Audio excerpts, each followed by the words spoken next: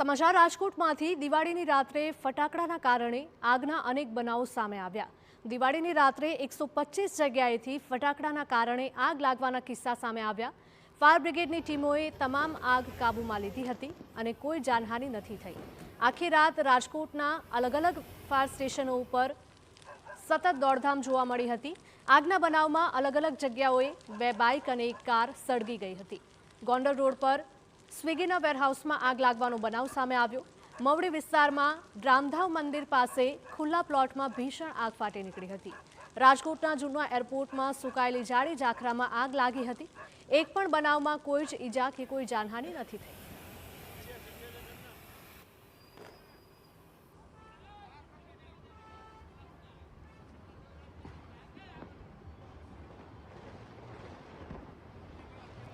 સમાચાર રાજકોટમાંથી અનેક વિસ્તારોમાં આગ લાગવાના કિસ્સા સામે આવ્યા છે। ફટાકડાના કારણે આ તમામ આગ લાગવાના કિસ્સા સામે આવ્યા। દિવાળીની રાત્રે 125 જગ્યાએથી ફાયરને કોલ મળ્યા હતા અને ફાયર બ્રિગેડની ટીમોએ તમામ આગ કાબૂમાં લઈ લીધી હતી અને કોઈ જાનહાનિ નથી થઈ। આખી રાત રાજકોટના અલગ અલગ ફાયર સ્ટેશનો ધમધમતા રહ્યા હતા। આગના આ જુદા જુદા બનાવોમાં અલગ અલગ જગ્યાએ 2 બાઇક અને 1 કાર સળગી ઉઠી હતી। સંવાદદાતા રોનક મજેઠિયા જોડાઈ ગયા છે વધુ અપડેટ સાથે। રોનક, 125 જેટલી જગ્યાએ આગ લાગવાનો બનાવ સામે આવ્યો છે।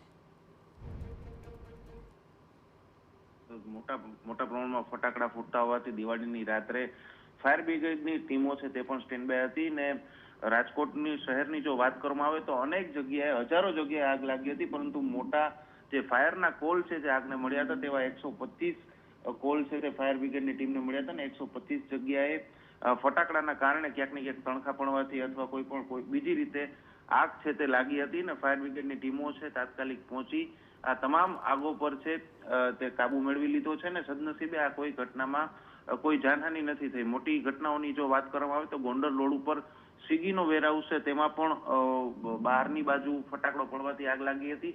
ફાયર સિસ્ટમ હોવાના કારણે આગ પર કાબુ મેળવી લેવાયો હતો। તો બીજી તરફ મવડી વિસ્તારમાં રામધામ મંદિર આવેલું છે તેમની સામે ખુલ્લો પ્લોટ આવેલો છે તેમાં પણ ફટાકડો પડવાથી આગ લાગી હતી અને તેમાં પણ કોઈ પણ પ્રકારની જાનહાનિ નથી થઈ। આગ પર કાબુ મેળવી લેવાયો હતો। બીજી તરફ રાજકોટનું જૂનું એરપોર્ટ છે જે ખૂબ મોટો વિસ્તાર હોવાથી ખૂબ મોટી જગ્યા હોવાથી ત્યાં સુકાયેલા હવે આ એરપોર્ટનો ઉપયોગ ન થતો હોવાથી ખૂબ મોટા પ્રમાણમાં સુકાયેલા જાળી ઝાખરા આવેલા છે ને તેમાં પણ ફટાકડા પડવાથી ભીષણ આગની ઘટના બની હતી, પરંતુ તેમાં પણ કોઈ આજુબાજુ રહેતા લોકોમાં કોઈ જાનહાનિની ઘટના નથી બની।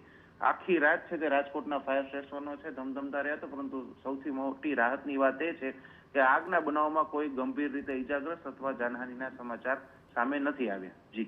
જી રોનક, માહિતી બદલ આપનો આભાર।